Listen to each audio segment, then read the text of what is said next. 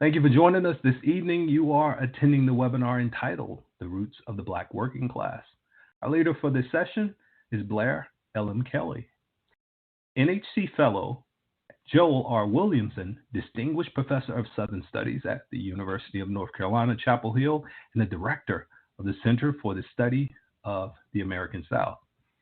I also want to note that we are joined by Sarah Wiseman of Frisco, Texas, who is a member of this year's Teacher Advisory Council, who will serve as our TA for tonight's session. Sarah will be active in the chat, sharing thoughts and resources and asking questions. Blair Kelley, PhD, is an award-winning author, historian, and scholar of the African American experience. A dedicated public historian, Kelley works to amplify the histories of Black people, chronicling the everyday impact of their activism. Kelley is currently the Joel R. Williamson Distinguished Professor of Southern Studies at the University of North Carolina, Chapel Hill, and the Director of the Center for the Study of the American South, the first Black woman to serve in that role in the center's 30-year history. Kelley is the author of 2 books that trace the protests that toppled segregation and the people and movements that challenged the inequities of race and class. The first, Right to Ride, Streetcar Boycotts and African American Citizenship, UNC Press, chronicles the little-known Black men and women who protested the passage of laws segregating trains and streetcars at the turn of the 20th century. Right to Ride highlights the women and men who led and participated in protests, recounting those thousands of Black Southerners who fought valiantly for equal treatment despite the tremendous threat of racial violence. The first book-length treatment of the streetcar boycott movement, Right to Ride, was awarded the 2010 Letitia Woods Brown Memorial Book Prize from the Association of Black Women Historians and has become canonical for scholars studying the history of segregation, civil rights, and Black women's history. Reviving scholarly interest in the streetcar boycott movement and turn-of-the-century African American activism. Kelley's newest book, Black Folk, The Roots, the Black Working Class, Liberate, begins with the question, what does it mean to be Black and working class? Drawing on family histories and continuing into the archive, Black Folk illuminates the adversities and joys of the Black working class in America in the past and present, connecting the everyday lived experience of working Black people to wider discussion of the American working class. Black Folk argues that the history of the Black working class provide a crucial model of how we should engage a wider swath of Americans citizens in informed citizenship. Black Folk was awarded a 2020 Creative Nonfiction Grant by the Whiting Foundation and the 2022-23 John Hope Franklin NEH Fellowship by the National Humanities Center. Active inside the Academy and out, Kelley has produced and hosted her own podcast and has been a guest on CNN Tonight with Don Lemon, MSNBC's All In and Melissa Harris Perry Show, and Velshi, NPR's Here and Now, WNYC's The Takeaway, Democracy Now!, and WUNC's The State of Things. She has written for the New York Times, the Washington Post, The Root, The Grio, Ebony Salon, and Jet Magazine. Highlighted as one of the top tweeting historians by History News Network, she has been tweeting as at Prof. BLM Kelley, Kelley. I will drop that into the chat for you all as well. For more than 13 years and has over 46,000 plus followers. To our network of teachers, both nationally and internationally. And without further ado, I present to you our scholar and leader of this session, Dr. Blair Kelley. Dr. Kelley, we are honored to have you with us tonight, and we look forward to your talk. And I must honestly say it is always a pleasure to have you here. Thank you so much. I hope you are well. Oh, I'm doing very well. Thank you for having me. Good. It's a joy to do anything for the National Humanities Center, where I had the best year of my scholarly life last year. And every once in a while, the other day I was thinking about the way to make my office feel better. And I thought, well, maybe if I paint everything white and do a white dress. And then I thought, oh no, that's not going to do it.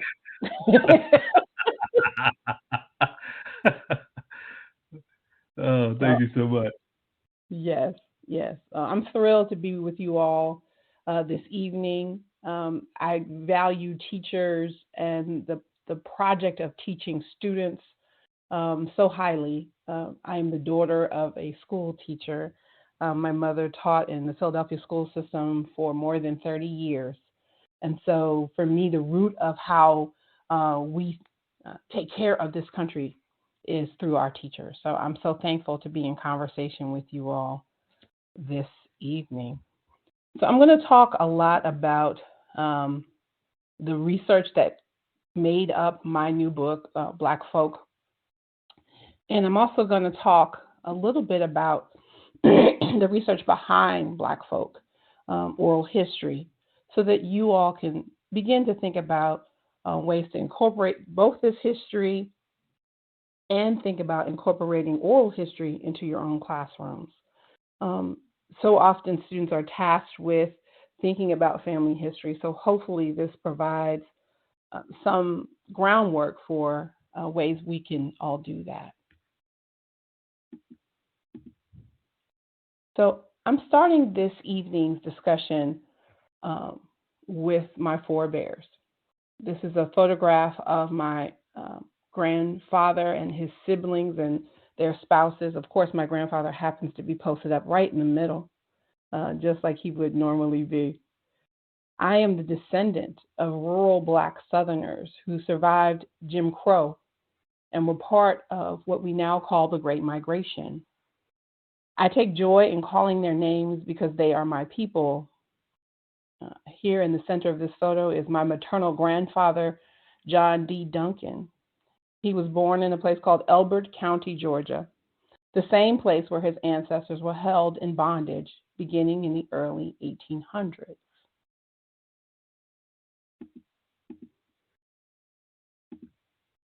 This is a slide of my maternal grandmother, Brunelle Rayford Duncan. She was born in a place called Newberry, South Carolina, and she too was a descendant of the enslaved, and her ancestors had been held in bondage in Newberry and its environs since colonial times. This next slide is a photograph of my paternal grandfather, Theodore Brooks Murphy. He was born in a place called Accomack County, Virginia, on the Eastern Shore, one of the earliest colonial settlements to hold people in bondage in the U.S., close to where those Africans landed in 1619. I am the descendant of enslaved Africans whose presence in this country reaches back to before the Revolutionary War, before the founding of this nation. Although there are those who might seek to think of Black Americans as outsiders, this is a reminder that we are deeply American. Indeed, my family is not unusual. Although for most people, the archival paper trail is impossible to follow, the majority of the descendants of the enslaved, indeed, over 90% of Black Americans descended from enslaved people in North America, their ancestors arrived in this nation between 1680 and 1770. Between 1680 and 1770. So when we center the story of Black Americans, we are centering American history. American history isn't marginal to the story, it's central. So I begin with an origin story that's so important to my family, and it's how I started this book. So I'm going to read a little bit from Black Folk so that you can get a sense of that origin story. The sound of his father's voice at a whisper startled him out of his sleep. On Sundays, John D. loved hearing Solicitor's baritone, especially when it reverberated off the walls of the tiny church. His father singing until the Spirit moved the congregation to shout even before he began to preach. On weekdays, John D. was also accustomed to hearing Solicitor bellow across the wide field just outside Cannon, Georgia, warning him to stop playing the dozens with his big brother OB and get back to work. But that unusual night, when he heard Solicitor's voice lowered, he knew things were serious. Even as a rebellious teen, John D. was not in the habit of talking back to his father. But that night there was a particular urgency in his father's tone that made it clear that there was no time to ask what was happening. Following directions, John D. packed without lighting the lantern he used to illuminate his steps. Muffling his curiosity, he helped his brothers and sisters load the wagon, using the moonlight as their guide. What my maternal grandfather, then only 14 years old, did know was that just a few days prior, his father had come home empty-handed after settlement with the white man who owned the land Solicitor Duncan sharecropped. However, that year, the plantation owners told Solicitor that the harvest, several massive bales of cotton, had produced nothing but a debt. Indeed, he claimed that after 1 year of hard work in the fields, Solicitor owed him. The owner, who had not even turned over his hands to make the land productive, decided to keep all the shares, knowing that there was nothing a black man, even a man as esteemed within the black community as Pastor Solicitor Duncan, could do about it. Born there in northeast Georgia, Solicitor had done this work all his life, breaking the hard red clay to plant the rows, pulling weeds, irrigating the young plants, and then carefully harvesting soft-lift cotton from the hard boils until his fingers were numb. Solicitor knew what he deserved. Young John D. had watched his father go over the math based on the market value of the harvest over and over. The cash settlement was essential for the annual purchases his family needed and his ability to care for his sick wife. As furious as Solicitor was, he dared not speak up. Any public hint of anger, even a calm and measured protest, could result in a lynch mob appearing in front of their home. So when the landowner lied and gave him nothing but a debt against next year's crop, Solicitor determined that there would be no next year in that place. He decided to take his family and run.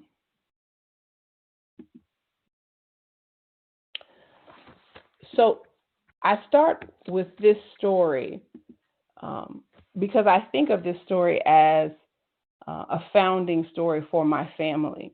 It is really the beginning of the migration story for my great-grandfather Solicitor and my grandfather John D. And for me, I start here at an unusual place for what would normally be a history of the labor movement or the working class. Black sharecroppers have not been the center of how we have studied labor in this country, but I began to wonder why. For me, it is really the profound need to think a little bit more carefully about the Black working class. So I want to go back to this slide. Part of what has been going on in recent years in American literature is a real focus on the white working class, both in popular literature and in scholarly literature. Here I'm thinking of Hillbilly Elegy by J.D. Vance. I'm thinking of White Trash, The 40-Year Untold History of Class in America by Nancy Eisenberg. But there's been very little focusing on the Black working class, and particularly in a way that encompasses this longer, larger history. So when I was asked to think about what it means to be both Black and working class, I was even asked the question, what is Black trash? The invocation of that question for me was really uncomfortable. There's really no such thing as Black trash. It invoked deep feelings. And I started to wonder why such an idea wasn't present as part of the historical record. It was an interesting starting point for me. And it pointed to the fact that Black Americans have a very different relationship to being working class. Because our relationship to work in this country begins in enslavement and resistance to enslavement, it is not simply a parallel of white life. So, how do I define who is working class? For me, that answer began with narratives drawn from my family. And to be honest, I always start thinking about my family when I'm thinking about historical questions. It's probably why I was really bad in philosophy classes, because they just didn't fit anything that I was studying. But for me, when I'm studying historical questions, I'm always trying to see if the ideas presented, the theories presented by others apply to the folks that I know, particularly when I'm studying Black history and the people that I knew growing up. Now, of course, that's just a starting point. It's almost a quiet reflex, something I don't always articulate. But it's a good way for me to test out ideas before I start to research or to write. And oftentimes, for me, this wider history of how we studied labor and the working class didn't include all of the things that I knew about my forebears, or the things that I had learned from oral histories and this broader history that I think is so relevant here. And what I wanted to do was really dig into the intersection between Black working people and what scholars call racial capitalism. But the term racial capitalism isn't that useful for many people outside of college campuses. So I wanted to work on my own definition of what that might mean. And so I'll share that with you here. Solicitor John Dee's and Brunel's ancestors were brought to this country not as immigrants, but as slaves. They were forced by the men and women who held them in bondage to labor on land, forcibly taken from the indigenous people who had lived there for centuries. In order to sustain chattel slavery, a unique system of racial hierarchy was created in law and in practice. Black people became inextricably connected to intergenerational bondage. White indentured servants who arrived on the shores of colonial America had their time in bondage limited, if they faced any at all. Their freedom was the reward for their service. Their color, over time, became a promise of success. In reality, in the years after the American Revolution, the profits from slavery made a small white elite extraordinarily wealthy, but left most white workers poor and fundamentally unable to compete with the productivity of vast plantations on which the enslaved labored without pay. The Black enslaved were characterized as lazy and inferior workers, and the white poor as pathological. Indigenous people were removed, said to have vanished, part of an unknowable past. Dismissed as quote-unquote white trash, the working white poor were blamed for their place at the bottom of white society's hierarchy and comforted only by the knowledge that at least Black people were consigned to a status below them. Even in the wake of emancipation, a century after the nation's founding, the systems of labor that replaced enslavement were rooted in dispossession, exclusion, and exploitation. The white working poor were still dismissed, and the Black working class were thought of as useful only for their compliance. But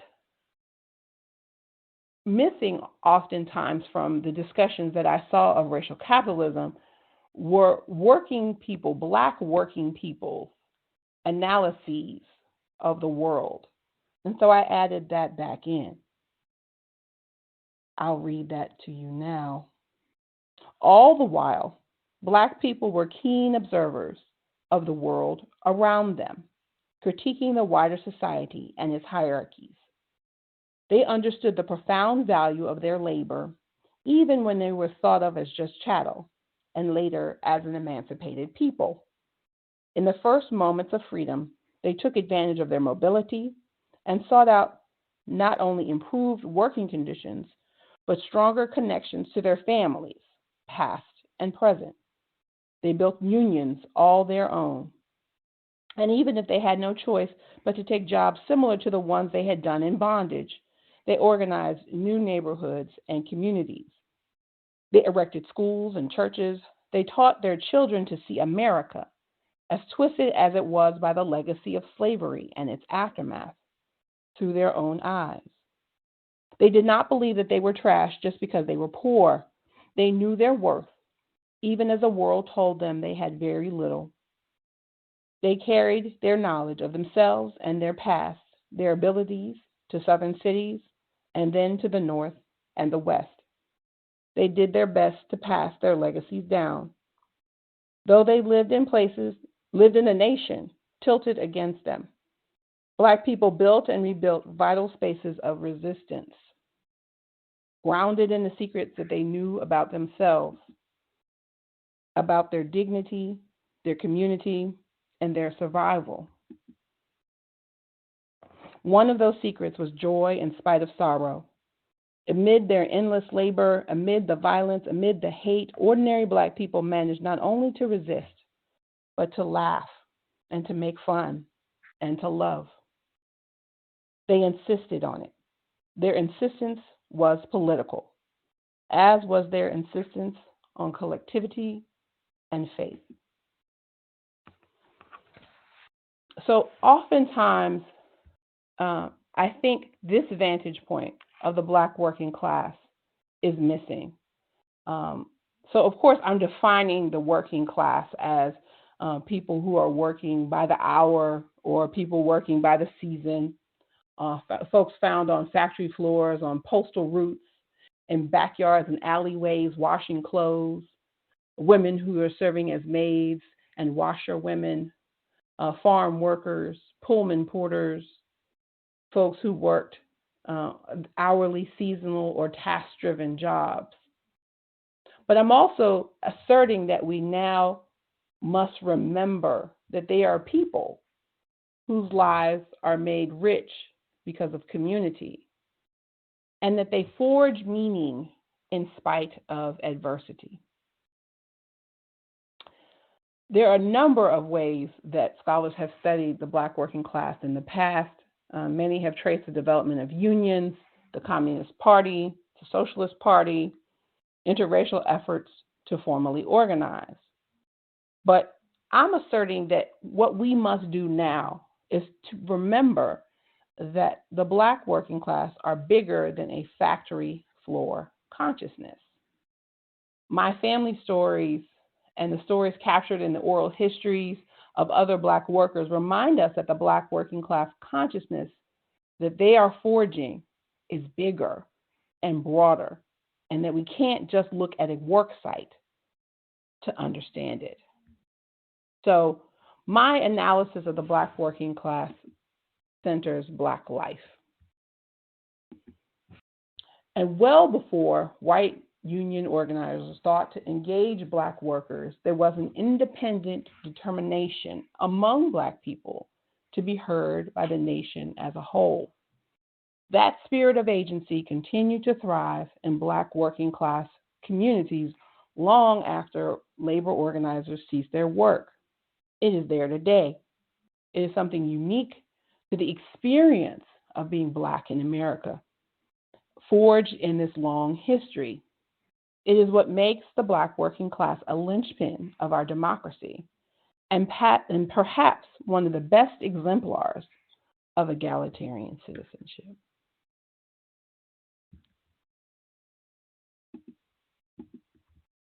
So I want to talk about washerwomen, one of my favorite subjects in the book. I've been teaching about washerwomen pretty much my whole career, and I have to give a shout out here to Tara Hunter and her beautiful book, To Joy, My Freedom, and her amazing analysis of washerwomen in Atlanta during the 1881 washerwomen strike.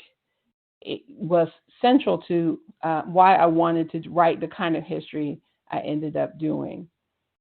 So when I approached studying them here, I was a little bit intimidated by the idea of working on washerwomen again. And when I saw her at a conference, she did not soothe my fears. I told her I had a chapter about washerwomen, and she said just one. So I do have 2 chapters about washerwomen in my book. She was truly, truly amazing as a scholar. But I was able to really go back and using the technology that we have for research now, dig into a deeper and broader look at what washerwomen are doing in this time period. In part because of the AI technology that was mentioned at the very beginning of this talk. AI technology has been long used in some of the search tools that we all can benefit from, particularly one called newspapers.com, where you can search for terms and it can read these very old newspapers looking for the terms you are searching for. So unlike when I wrote my first book, Right to Ride, where I had to get my hand cranked a microfilm out and just roll through day by day by day looking at newspapers. Now the computer can basically do that work for you quickly.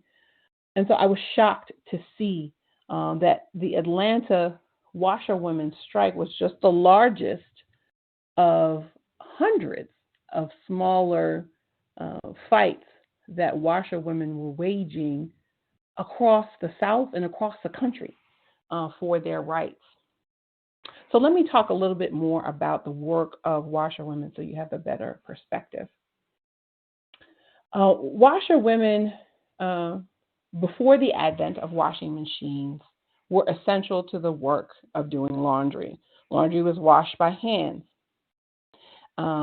In the South and nationwide, Black women did the majority of this work. And it was really arduous work. And although it's been dismissed by scholars as menial or meaningless, Black laundry workers, women workers, used the power of their collectivity to care for one another as they did this really arduous work. They did amazing things. They set wage limits collectively, banding together about the cost of a load of laundry in their cities one by one. They basically negotiated the right to stick close to home. White employers, white folks who wanted to get their clothes washed, wanted their clothes to stay in their own yards, and maybe those women to do the work at their homes. Washerwomen collectively, as a class across the country, demanded the right to take the laundry out at the end of the week and deliver it again 7 days later, so that they could stick close to their own homes, where they could care for their children and their own households, in contrast to the ways that they had lived as enslaved women. And as enslaved women, they could not control where they worked, how they worked, the pace of their work. But as free women, they could do so, and they did. They basically created a particular kind of labor market by sticking close together and demanding those changes. So I traced the story of one such washerwoman, a woman named Sarah Hill. And Sarah was interviewed by a white woman, Sadie Hornsby, as part of her job with the WPA during the Great Depression. And I'll come back to the discussion about the WPA at the end when we talk about oral history. But I'll just say now that Sadie Hornsby was a white interviewer. She looked at Sarah Hill and talked about Sarah Hill in very stereotypical ways, ways that were not respectful of her work, her color, her yard, her family, or pretty much anything, her home. And you can see the degrading content of her assumptions about Sarah in that interview. But I still think it was really important to look at Sarah Hill as a person I could find out more about. And so I used that interview to then delve into census records about her, to study her community, her neighborhood, to look at the archival records about Athens, Georgia, where Sarah Hill lived. And it was really powerful to contrast what I knew about the work of washerwomen with the stereotypical ways that she's being discussed in the interview. So I'll read that part of Black Folk to you all. The document Hornsby drew up after their conversation, inexplicably titled Be the Washerwoman, reads like so many of the other Federal Writers Project interviews conducted by white Southerners. The misnaming in the title hints that her accounts were not a strict record of what was said and heard, but rather a set of impressionistic renderings of Black life by a white observer at the height of segregation, full of judgment, disdain, and incomprehension. Sadie Hornsby presented her idea of a primitive washerwoman. Her report notes Sarah's, quote, cheap furniture, a leak in her kitchen, the mud in her yard, describing her as, quote, about 5 feet tall and very black, with a white cloth wound turban fashioned around her head. Hornsby could only see in Hill the stereotype of a washerwoman that would have been recognizable to white readers, black, ignorant, and profoundly unknowable.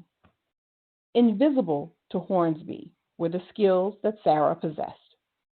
Sarah knew how to put the wind to work, how to make soap rise from ashes and grease, how to make industrial refuse into wash pots and fire, how to take hold of hot iron to smooth and not to burn, how to make the white people's filthy things bright and white like new. This knowledge wasn't innate. These skills were her inheritance from her sisters, both in blood and in community, passed down from woman to woman, working shoulder to shoulder in concert with one another. Taking in laundry gave Sarah the power to choose who she worked for and when, and the pace of her labor was set by no man. Her time was set by her own hand.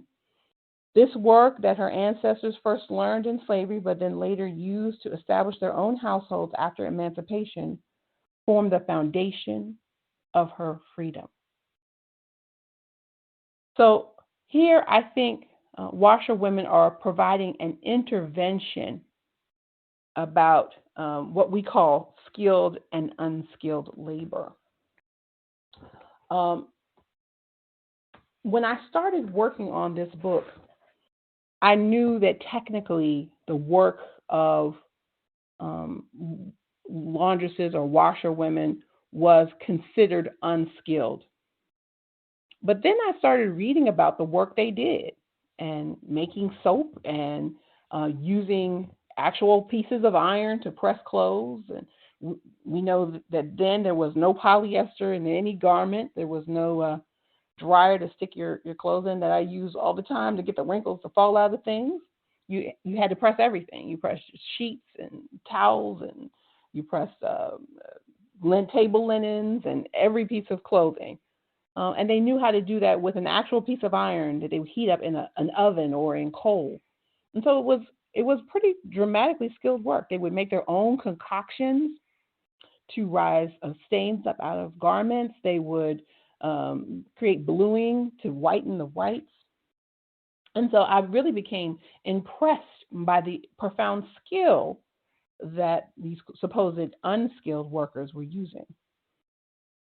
And I just really wanted to rethink the ways in which we think of washerwomen or laundresses as skilled or unskilled. I was also writing during the COVID pandemic, and I was watching a lot of different social media feeds, and one feed was the UAW, not UAW, excuse me, the farm workers, UFW. And they were showing the skill of farm laborers, often Latino and Latina farm laborers in the fields, who were picking and bundling vegetables so quickly it was hard to see exactly how they did it. often hanging precariously off of trucks or bent low, moving quickly through fields. And I know that those workers are considered unskilled technically. And I thought to myself, well, why is that? And how is that a useful definition for thinking about labor? If any of us from any other profession walked into these kinds of spaces, both these historical spaces that the washerwomen are taking up or these contemporary spaces that farm workers are doing, we would really fail pretty miserably, probably for a while, at successfully doing their job. So there's skill that they are applying.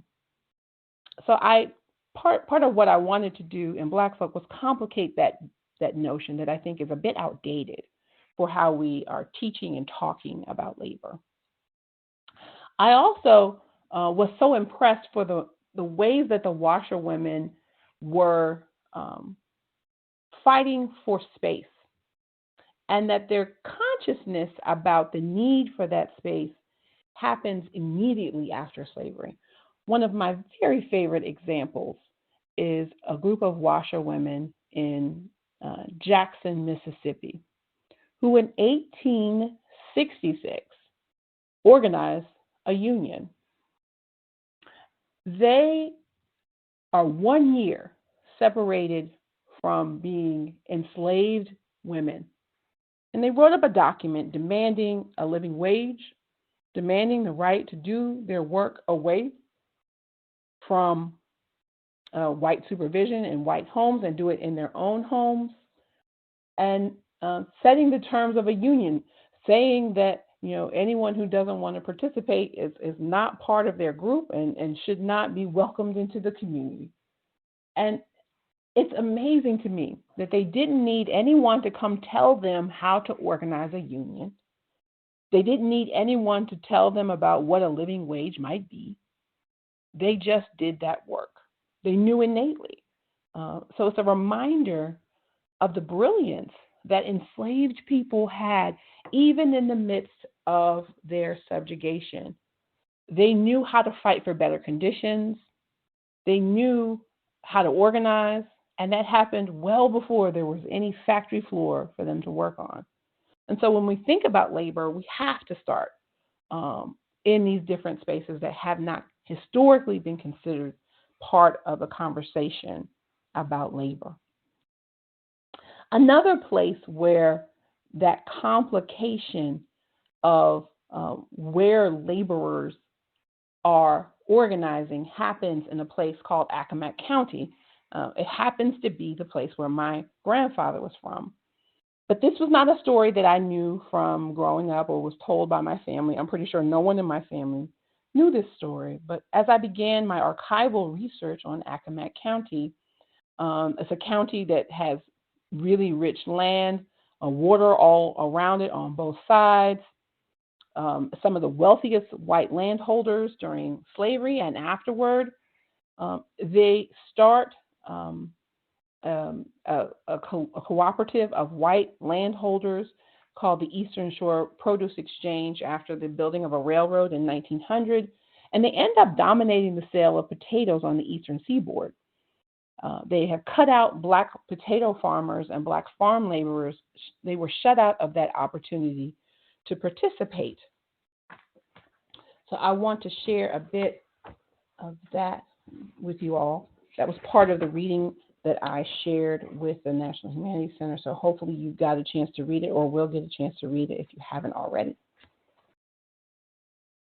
On page 167, I say, despite the riches Black workers cultivated in bondage and after emancipation as free people, Black workers in Accomack, skilled farmers who owned their land, as well as sharecroppers and laborers, were some of the poorest residents in the state, strictly ruled by a small white elite in the town of Undertook, who attempted to wield absolute power well into the first decades of the 20th century.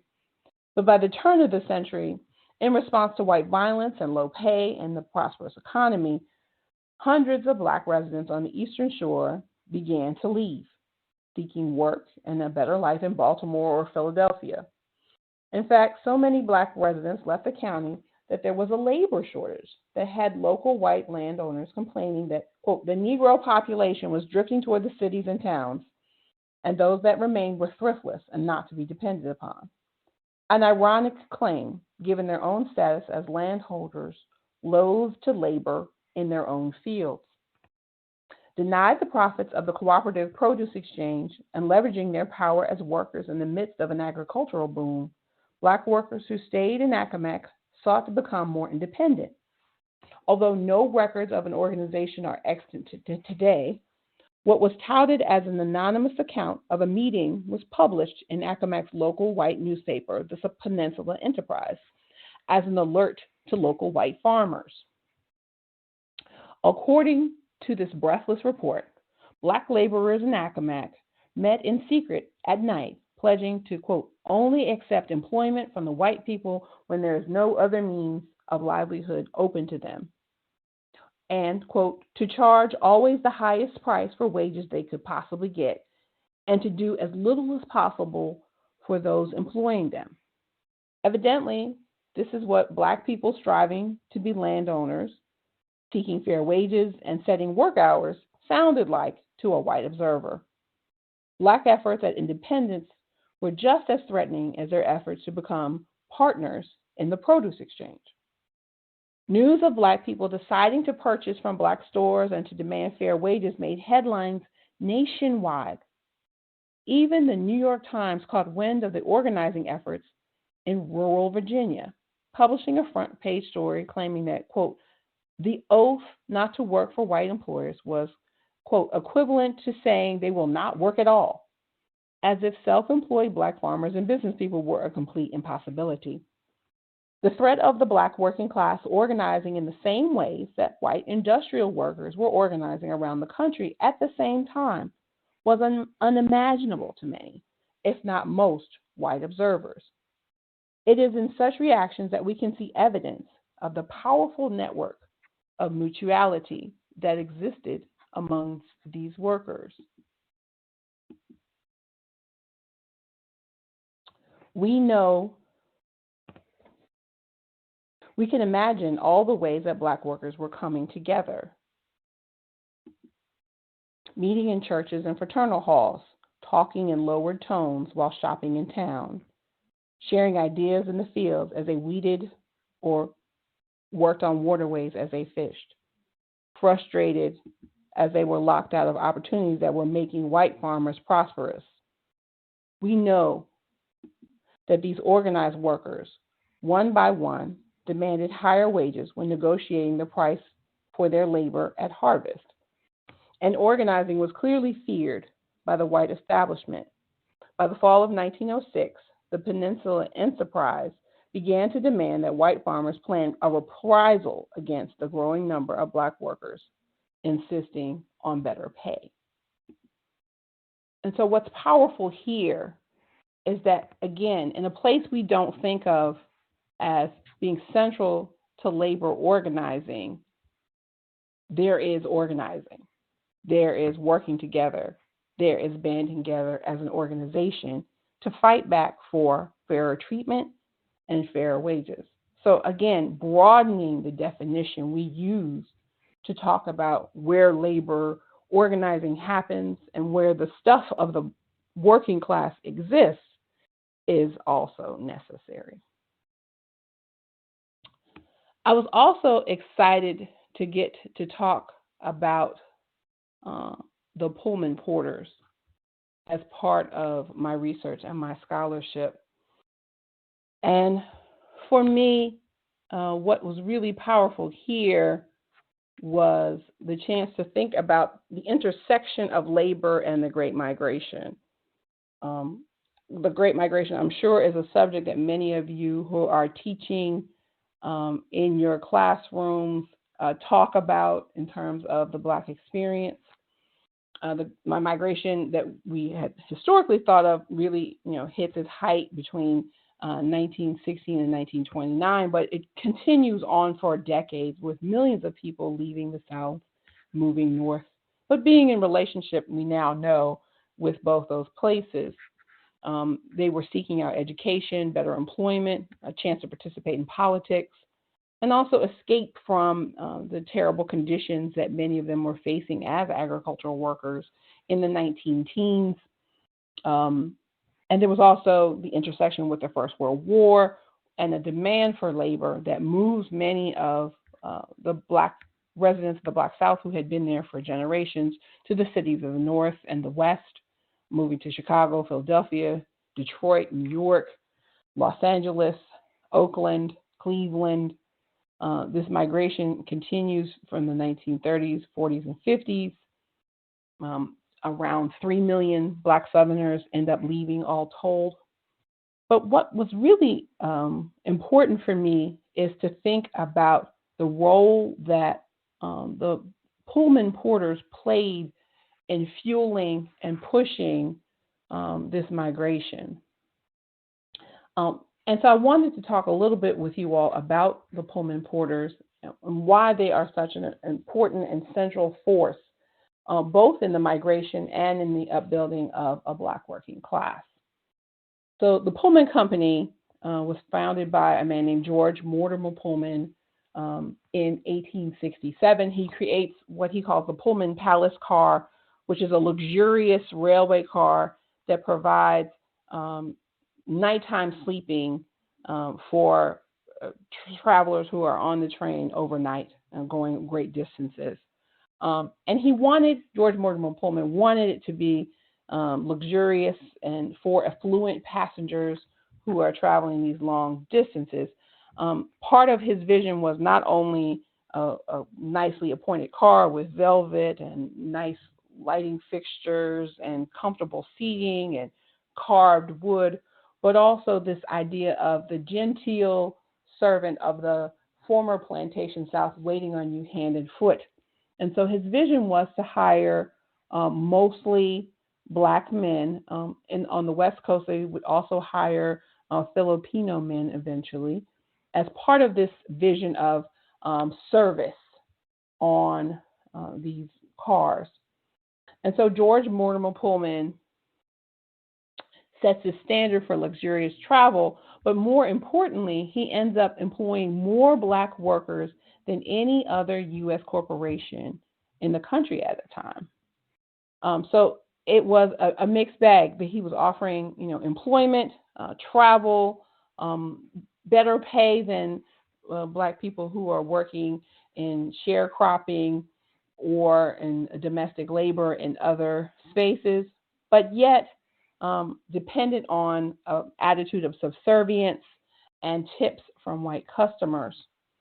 So I talk a bit about the challenge of waiting on customers on the train that comes up in one of the oral histories that I use. A man named Oscar Singleton, who migrates from South Carolina and begins to work on the Pullman car. So I'll talk a little bit about his experiences. Over time, Oscar learned how to tolerate the intolerable. He learned to, quote, wear the mask that grins and lies, that the poet Paul Laurence Dunbar so aptly described. Generally, he wore it so well that his passengers would not discern his true thoughts. When a passenger would say boy a few too many times or with too much enjoyment, he'd suddenly pretend he couldn't hear them, activating the bell that passengers could use to call him and taking a seat on the next car. Oscar found that these breaks helped his, quote, segregated passengers learn that the call of boy didn't result in better service. More importantly, such breaks gave him time to breathe and a moment to change the tide of his anger. So for Oscar, the most difficult challenge of being a Pullman porter wasn't the long hours or obliging passengers' every request, but summoning the patience to accommodate people, beckoning him with words other than his name. And so for me, the Pullman porters are a reminder that even the very best jobs, the jobs that were thought of as the best opportunities that Black people could have during the age of segregation, were hard jobs. jobs that required degradation, and putting on a smile that often could mask a deep resentment of how they were being treated. They were also suffering from very long hours with no overtime. They would have to ride on trains to get to the destinations of the trains that they were assigned to. Those hours were unpaid. Their wages were low. They were dependent on the generosity of tips from the traveling public to increase their income.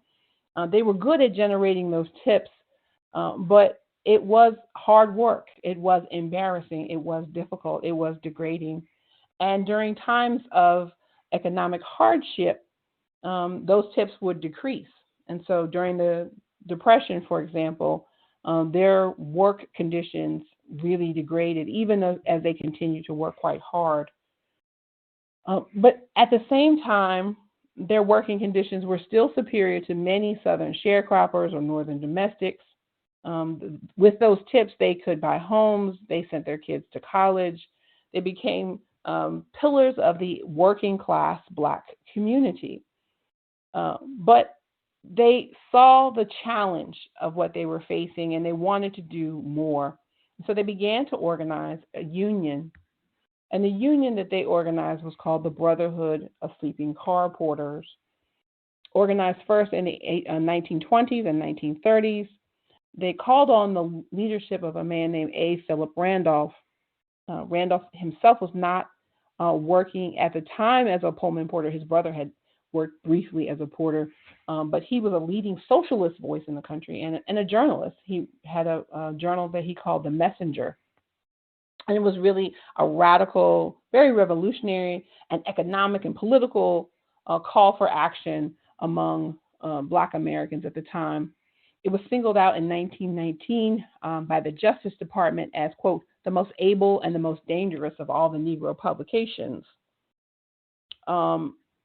So the Black Worker succeeds the Messenger in 1929. After, in 1928, the Messenger stops publishing, and the Black Worker became the voice of the Brotherhood of Sleeping Car Porters.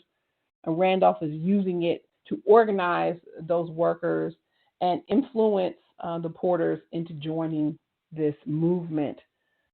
It takes them more than a decade to finally organize successfully, and changes in the New Deal. The 1934 New Deal amended Railway Labor Act and the Wagner-Connery Act outlawed company unions, which the Pullman Company tried to put in place, which of course wasn't a real union at all. And they finally provided coverage to porters as a class of workers. The porters had been excluded from historic union rights before. They had been prevented from joining all-white railway unions. So the work of Randolph and the Brotherhood had lobbied for their inclusion as part of this New Deal legislation. So in 1935, the National Mediation Board finally certified the Brotherhood of Sleeping Car Porters, ending this long struggle for recognition and having a profound effect of putting the largest union in place for Black workers in the United States. What's powerful to point out here is that this organizing, this effort, is a profound opportunity for the Pullman porters to take on national leadership.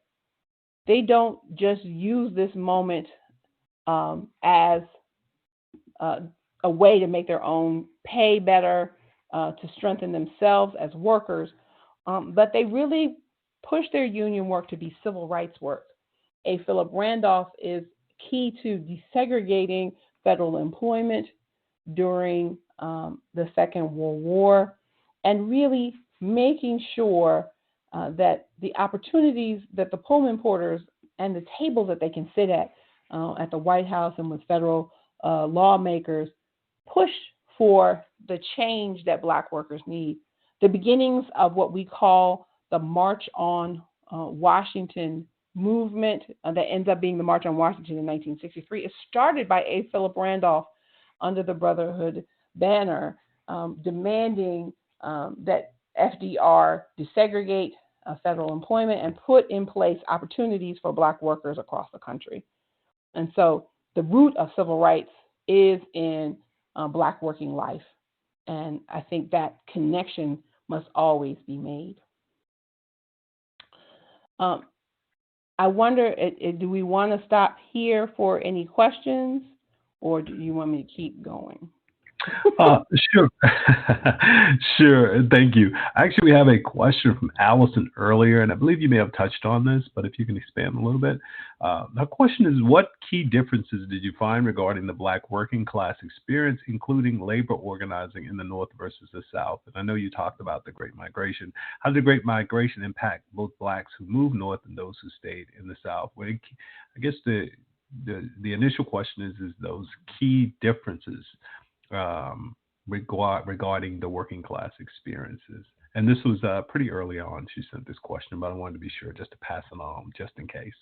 Yes, absolutely. I think what's key here is, for me, when I was studying the Great Migration as part of this scholarship, what's profound is a number of times that people are both going north for a while, coming back south, living in the South for a while, coming back north, being in connection, returning home regularly. There is always a fundamental sense of home and place that's maintained in both places. Oftentimes you can see neighborhoods that have groups based on the places where people are from in the South.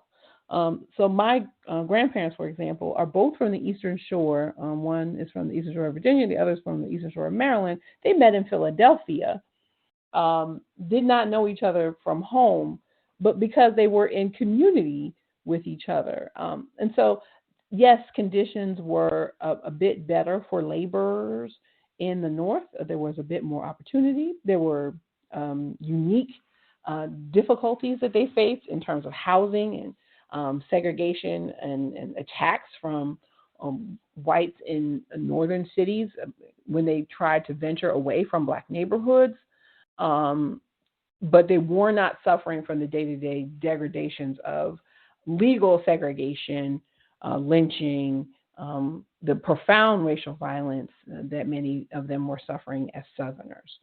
And so, yes, of course, there are differences, but what's powerful for me is the interconnection, and not the sense of like, oh, we're North now, so that's over, we're done. I'm not Southern anymore. They really do still think of themselves as Southerners and connected to community, and many of the roots of community that they build in enslavement and during segregation are what get them going as they are migrants as well. Good deal. Thank you so much. I'm interested in hearing more about, you mentioned that they were in community with each other and how they were able to maintain remnants of their Southern experience. What did that look like in Philadelphia for One of them? my favorite examples is my own grandfather. And I think his story that my dad shared with me and my uncle shared with me about his love of farming. So my grandfather, Bruce, migrates as a teenager and comes to Philadelphia, but he's always interested in land. He applies for a victory garden during the war and has a victory garden, but they built housing on that land after the war is over. And so he drags my father on a bus every weekend, every Saturday morning to South Jersey to work the land of a man who's also from Accomack County, who he did not know before he migrated, who was loaning him some space and some land to farm. And so he would grow the sweet potatoes that he learned to grow in Accomack as part of this real big potato kingdom. And so he was so skilled at growing these potatoes. They'd bring them home on the bus after harvest. My dad was like, well, we could sell these. And my grandfather was always like, nope. And so he would stand on corners in North Philadelphia and hand out potatoes. He had brown paper bags and would fill up these bags and give people sweet potatoes and white potatoes to take home with them. so that they would have food during the winter. And they talked often about his love of roasting those sweet potatoes and eating them, without any uh, sugar or candy concoction on them, just cracking them open and eating them, just as he probably did as a child. And it's that he's in the middle of industrial North Philadelphia doing industrial work on a day-to-day basis, at the lowest rung in a factory in Philadelphia. And yet for him, that land and that knowledge of the land is something he brings with him physically and wants to pass down to his children. Wow, that is so powerful. That is so powerful. Also, I'm thinking through it is so endearing because having Hmm. grown up here in rural areas in the South and still having family who just last weekend were sending me photos of piles of sweet potatoes that a local church was handing out, for people. So it's like, wow, that Hmm. really stands out. That's really powerful that you mentioned that because I definitely see the Yeah. connection. Yeah, so we have about 22 more minutes. So if anyone should have any questions, please feel free to enter them in the manage Q&A, and we will continue on. Thank you so much. All right. So I'm going to go on to talk about the work of household workers in the North. Um, Something that's particularly poignant to me because this is work my grandmother did after her migration, and really thinking about household labor in a particular kind of way is so important. It's part of the one of the two chapters I shared with you, the story of a woman named Minnie Savage. Let me skip ahead to just show you Minnie's picture. I'm going to go back to her in a bit, but I want to show you my beautiful uh, historical subject, Minnie Savage, who was such a powerful and important story for me in thinking about the experience of Black women migrants, and the burdens they bore as part of the migration that we oftentimes don't talk much about. So I wanted to share with you all um, a chance to really think about how challenging that work could be. So I want to read a bit from this part about Minnie's migration. She's a teenager when she leaves Accomack County. She runs away without her parents knowing it. She sneaks away from church, a cakewalk event at church, and just gets her cousin to take her to the train and hides on the train and gets out of town and ends up in Philadelphia with no suitcase. Her cousin in Philadelphia had gotten her a job cleaning a drugstore in the city, and she was called on to clean um, the drugstore on her hands and knees. Um, at first, Minnie reveled in her distance from the toughest aspects of life in the South. Thanks to the help of her cousin, she already had a job cleaning a family owned drugstore on 41st and Girard Avenue waiting for her. She was excited to start, but soon learned that she alone was responsible for cleaning all the way through the massive building and into the store. The woman who employed her was exacting, and every morning she was given a long set of tasks to complete, along with specific directions to go about doing each task. Like the work she had done for her father on the family farm in Accomack, it was very hard, but now she was also isolated and closely supervised with suspicion. She dreaded cleaning the floors. Black girls who cleaned were forbidden the convenience of a mop lest they miss a spot. As customers traipsed in and out with city grime on their feet, her employers gave her just a half an hour to wash every inch of 1,000 square feet on her hands and knees, with her bare hands dunked in a caustic combination of lye and water so hot that it felt like it might tear away her skin and fingernails. Although a black inventor, Thomas W. Stewart, had secured the first American patent on the yarn mop well before the turn of the 20th century, the convenient tool was thought to be less precise than the hands of a black woman. Perhaps the restriction on mops was also a way to physically emphasize the racial distance between Black women workers and their white employers. Scrubbing mirrored the iconic anti-slavery image of an enslaved woman asking, "Am I not a woman and a sister?" There would be no sisterhood between white women and the Black women they forced to work on their hands and knees. Daily humiliation was a job requirement. So household workers are faced with hard, arduous, and often dangerous work. They were tightly supervised. They were isolated, oftentimes working one by one in white homes. And so they were at danger from sexual assault, were regularly, as a class, sexually assaulted, and most often poorly treated and poorly paid. There was a dangerous anonymity to doing this kind of work over and over, day by day. The other piece of this is that they were exempted from federal legislation that provided base hourly wages and 8-hour workdays by Southern legislators who did not want Black women to have these basic rights and protections. And what is astounding is that 2/3 of Black women by 1930 were unprotected by any federal legislation. All of the legislation that comes with the New Deal leaves Black women, both those who are doing domestic work and those who are working in the field, exempted from any kind of protection. And these workers are still exempted from federal protections today. I'm calling out the work of amazing labor organizers who are trying to get that change right now. That we are still living in the threshold of the ideas of segregationists that are still affecting the way in which we are governing labor policy today.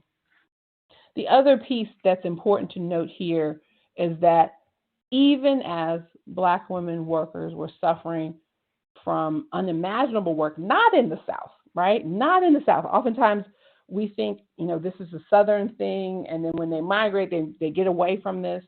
The number of women who do domestic labor grew in the first decades of the 20th century.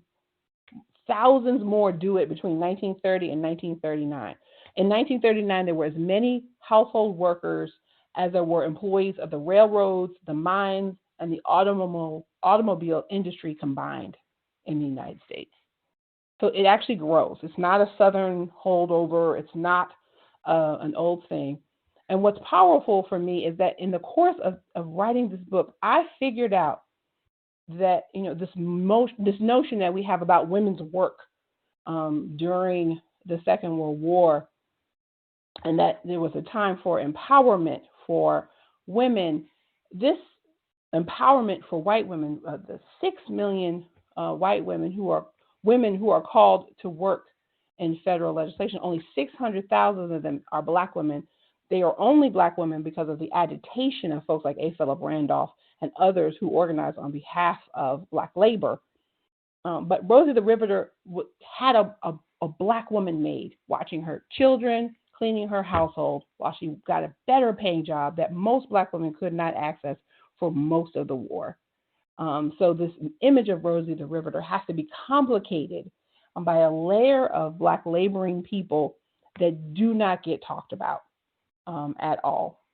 And so it's really powerful. So there are Black women who end up doing riveting work during this time period, the work of Mary McLeod Bethune, the work of A. Philip Randolph. In the closing years of the war, there are eventually 600,000 Black women who do this kind of work. Most of them instantly lose access to these factory jobs at the end of the war, and most of them go right back into doing domestic labor. I see in the chat there's a question about The Help. Boy, I hate that movie. I think that movie is awful, in part because it's told through the eyes of a white employer who has to teach her Black woman worker about the civil rights movement. She has to enliven her so that she can say, hey, there's a movement happening in Mississippi. You should be part of it, which is just powerful nonsense, because we know that Black women workers are at the heart of how the civil rights movement was organized. When we think about any of this labor change that happens, any of the civil rights work that happens, you have to know that Black women are essential to it. I mean, Rosa Parks is a working class laborer. She's a member of the NAACP for more than a decade before she protests on those buses. She is a rape investigator. She goes to the rural countryside to defend Black women who've been raped and attacked. She's an activist. She's a working class activist. So Black women as a whole did not need white women to teach them anything about anything. The other piece of the help that I really dislike is that the author of the help really sort of models her fictional story from the life of the woman who cleaned and watched the children of her brother, so much so that she changed 2 letters in the name of the main character. That woman sues her in court and loses, and she provides no recompense for the success of the help, either as book or film, to the Black woman who actually was the model for the story. So yeah, no, I hate that book. And just light that thing of fire for me. All right. So I want to talk a little bit before I close about postal workers. And what's powerful here is the ways in which postal work is also part of civil rights work. We think of postal work as a job that Black people can easily get at any time, anywhere. We associate it with Black people. And indeed, there are thousands of Black people who are doing postal work in any given major city in the country. But these jobs are, it's important to note that these jobs are the only working class labor guaranteed by the Constitution. Delivering the mails is a constitutional guarantee. And the federal government barred Black Americans from having those jobs 3 times in American history. First in 1802, then again in 1810, then again in 1825. They prevent Black people from having jobs at the post office. It is only after the American Civil War, when Black men are coming home as veterans, storied veterans in this case, and they finally provide some access to Black men and women to deliver the mails. And we know now that Black postal workers were essential to the fight for civil rights. Workers like Amzie Moore, who is central to the organization of SNCC in 1960, who had been doing decades worth of civil rights work in Mississippi, was a postal worker. He was really using his federal employment as a wedge to make civil rights happen in Mississippi. So much of what we think about as just an easy space for employment is actually a space of resistance and a real battle for rights. And people, Black postal workers are attacked, they're lynched in their homes. It's really a tremendously difficult history trying to gain access that doesn't really change until the 20th century. And so it's powerful to think a little bit more deeply about what's possible there.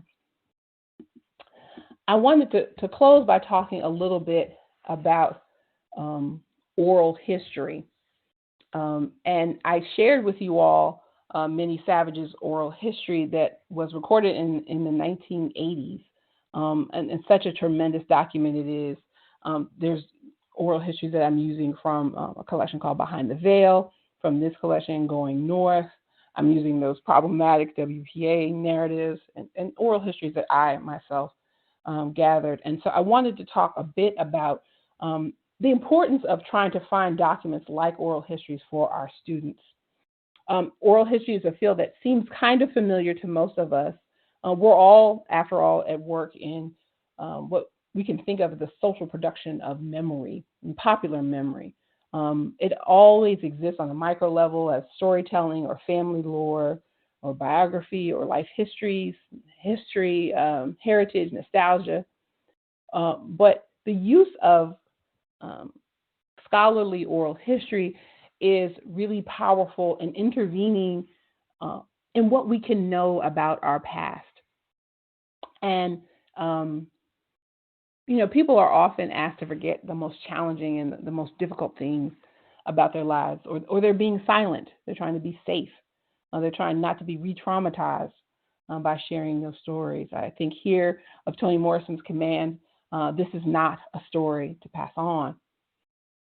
But in saying this is to remind us of the different processes at work when people are remembering these traumatic histories, but a reminder that the work of passing it on, as the story of Beloved does, it provides us with insight into the very moments that are the most silenced and the least subject to be passed on in popular memory.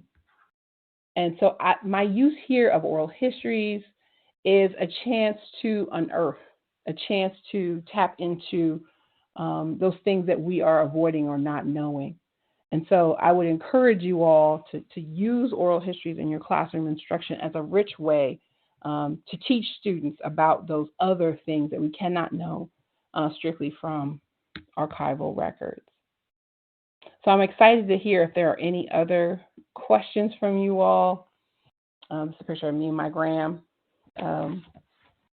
when I was in elementary school, and probably the age of many of your students. So I'm looking forward to hearing if there are any more questions. Good deal. Thank you. Thank you so much. And thank you for sharing so much of your story, your history, your heritage with us. And I'm sure we're all interested in hearing about how, that the hard work, the work that your, family put in through the generations, how that informed and inspired your work in education. Um, coming from that tradition of hard working and, people of integrity and people who were really focused on making a better way for your generation.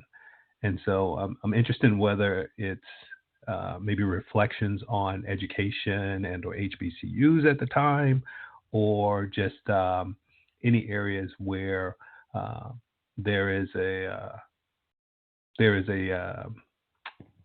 I guess an impact on either the education of the children or within those spaces that were created as well. So if you have some additional thoughts on the role of education um, among the Black working class that you can share. Absolutely. So I'll talk about my grandmother. Mhm. She was one of the first high school graduates in our family. It was extremely important for her to have graduated from high school. It was something that was not going to be possible for her in the community where she was born in Newberry. There was no Black high school um, available to young people, as there was no high school available to lots of young Black people in very rural areas. School stopped at the 8th grade. So when her family migrates to Thomasville, she has the opportunity to finish high school, at great pains for the rest of her family. Many of them were sick, and many of them were dying from tuberculosis at the time. Her mother was sick with tuberculosis probably the most of the time that she was in high school, and yet she kept working as a washerwoman to enable her to do that completion of just what was in her heart at the time. So she was very proud to always tell me that she loved learning and she wanted me to be an avid reader, and she read many newspapers a day. She was very interested in politics and news, and she liked biographies along with my mom. And so she was really a model student in such a hard time, and so it passed down that legacy of education both to my mom and to me. Very good. Thank you so much. Thank you so much. Well, I'm showing about another 4 minutes before we close out, and I'm looking at the chat and everyone saying thank you so much. Um, I really want to shout out Sarah Wiseman, who is our TA for this evening, who has been dropping resources in. The last Yes. message she has here, she recommended telling Leslie I would read Dr. Kelley's chapter on the washerwoman because she does an artful job of picking apart. Oh, the chat is moving now. I have to find my spot again. That's the Yeah, interesting part about having like 600 people. Well, she does. She gives the recommendations. I lost that. But again, thank you yeah, so much. I'll Mhm. share that. I have an audiobook of my book that just came out just over a month ago, Mhm. narrated by Anika Noni Rose, and she did a masterful job of narrating it. So she sounds better than me reading. And so if you enjoy audiobooks, that's a great way to consume Black folk.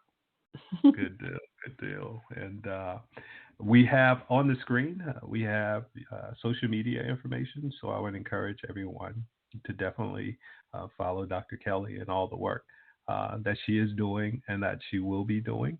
And keep up with all that's going on at the National Humanities Center through our various social media feeds. If you should ever um, desire any additional information, go there. And of course, nationalhumanitycenter.org. And as you all very well know, if you ever have any questions, please feel free to reach out to me directly, and I will assist you in any way that I can. Lastly, consider supporting the humanities education programs. We provide a bridge between the academic world and the working classroom, and your gift, no matter how um, modest, can open up a world of ideas for teachers and rekindle their enthusiasm for the subjects they teach by providing the knowledge and tools they and their students need to make a difference. And so, again, thank you so much for joining us all this evening. I would encourage you all to check us out on November the 14th at 7 o'clock p.m. Eastern Standard Time for Beyond Just Follow the Science Concepts and Tools for Teaching Public Health Literacy in the Classroom with Nancy Domes, former NHC Fellow, two-time NHC Fellow. And we will be back here again. I know that you all have busy, busy lives, but you show up and you're engaged and you are loyal. And just please know that we appreciate you all. And Dr. Kelley, thank you for being a friend to our program. Thank you for all that you are doing to expand this work and to center the voices and the experiences of the Black working class. We look forward to hearing more. And for everyone out there, please look through the webinar resources and come back and watch the on demand because it's going to be available for you all. I wish you all well. Take care and have a great week. We will see you all soon. I was just